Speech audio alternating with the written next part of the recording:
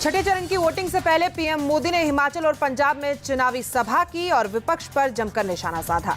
हिमाचल में प्रधानमंत्री ने रैली को संबोधित करते हुए कहा कि कांग्रेस ने लोगों को पाकिस्तान और चीन को लेकर डराया है, लेकिन अब देश बदल गया है। अब भारत दुश्मन को घर में घुसकर मारता है। आपने कांग्रेस का दौर देखा है, जब एक कमजोर सरकार देश में हुआ करती थी, उस समय पाकिस्तान हमारे सिर पर चढ़ करके नाचता था। कांग्रेस की कमजोर सरकार दुनिया में गुहार लगाती फिरती थी। मोदी ने कहा, भारत अब दुनिया के पास भीख नहीं मांगेगा, भारत अपनी लड़ाई खुद लड़ेगा। और फिर भारत ने घर में घुस करके मारा।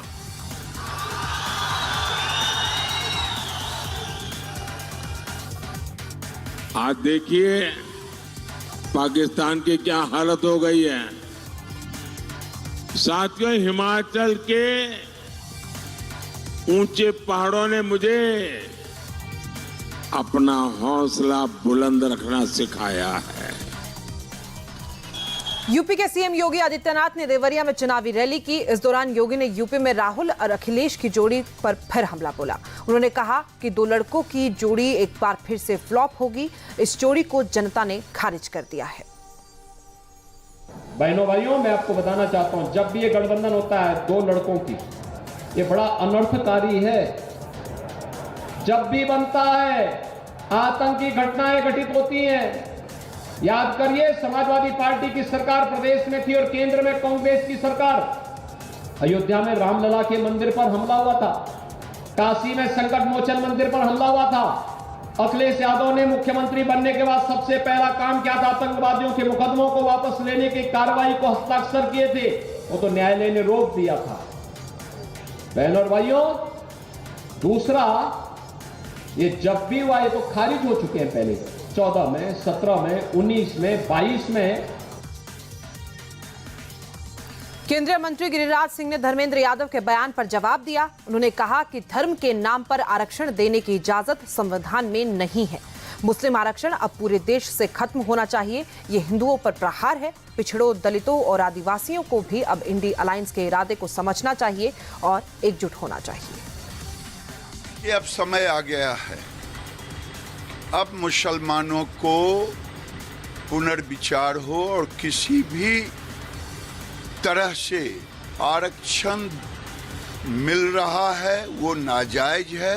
ये हिंदुओं पर प्रहार है।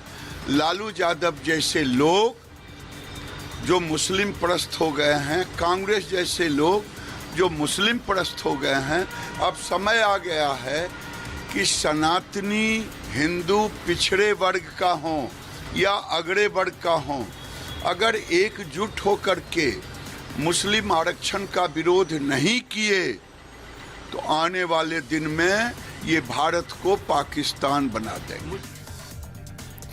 बिहार में कल छठे फेज में 8 सीटों पर वोटिंग होगी। वहीं 7वें और अंतिम दौर के लिए चुनाव प्रचार चल रहा है। गृह मंत्री अमित शाह ने आरा में आरके सिंह के लिए प्रचार किया। इस दौरान उन्होंने कहा कि लालू यादव की पार्टी को वोट देने का मतलब है जंगल राज की वापसी, क्योंकि लालू यादव ने आरा की सीट अपने अलायंस पार्टनर CPI-ML को दे दी है।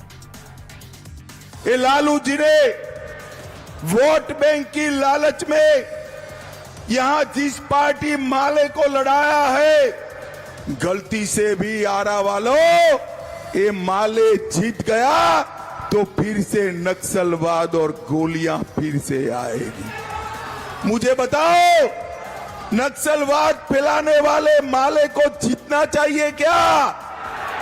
आपके खेत खलियान पर कब्जा चाहते हो? अपहरण की इंडस्ट्री चाहते हो? लूट खसोट चाहते हो क्या?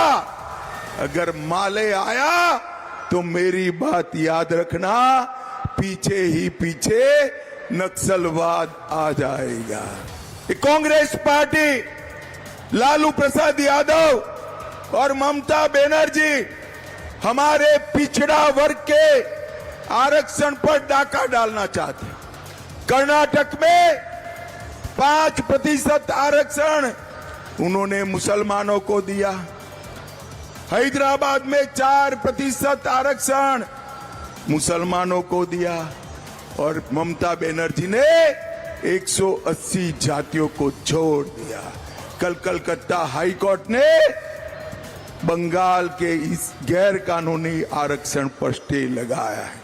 मैं आपको कहकर जाता हूं भाइयों बहनों, जब तक नरेंद्र मोदी जी है, दलित, आदिवासी और पिछड़ा अति पिछड़ा का आरक्षण को हम हाथ नहीं लगाने देंगे, हाथ नहीं लगाने देंगे। गृह मंत्री अमित शाह के बयान पर तेजस्वी यादव ने पलटवार करने में देरी नहीं की। तेजस्वी ने कहा कि बिहार में धर्म के नाम पर लड़ाने का खेल बंद हो चुका है और अब बिहार की जनता बीजेपी से बेरोजगारी और महंगाई पर सवाल पूछ रही है। तेजस्वी ने कहा कि इस बार बिहार से भारतीय जनता पार्टी साफ होने वाली है। सब हार चुके हैं, इसलिए सब जो है जहर फैलाने का काम कर रहे हैं। ये सब चलने वाला नहीं है। बिहार में जॉब का ट्रेंड चल रहा है और कुछ नहीं चल रहा। मैं हार गए 310 हार गए। थोड़ा बताएं कि बिहार को विशेष राज्य का दर्जा क्यों नहीं दिए, जरा बताएं कि चीनी मिल क्यों नहीं चालू कराएं, जरा बताएं नौकरी, बेरोजगारी, महंगाई, गरीबी से बिहार को मुक्ति क्यों नहीं दिलाएं। नफरत का ट्रेंड चल रहा है बीजेपी का और हम लोगों का जॉब का ट्रेंड चल रहा है। बीजेपी सफा चट। चलिए। तेजस्वी यादव के बाद पूर्व सीएम राबड़ी देवी ने भी भारतीय जनता पार्टी पर हमला बोला। राबड़ी ने कहा कि बीजेपी धर्म के आधार पर वोट मांग रही है। अगर तीसरी बार सत्ता में आई तो संविधान खत्म कर देगी, इसलिए संविधान बचाने के लिए सबको एकजुट होना बेहद जरूरी है।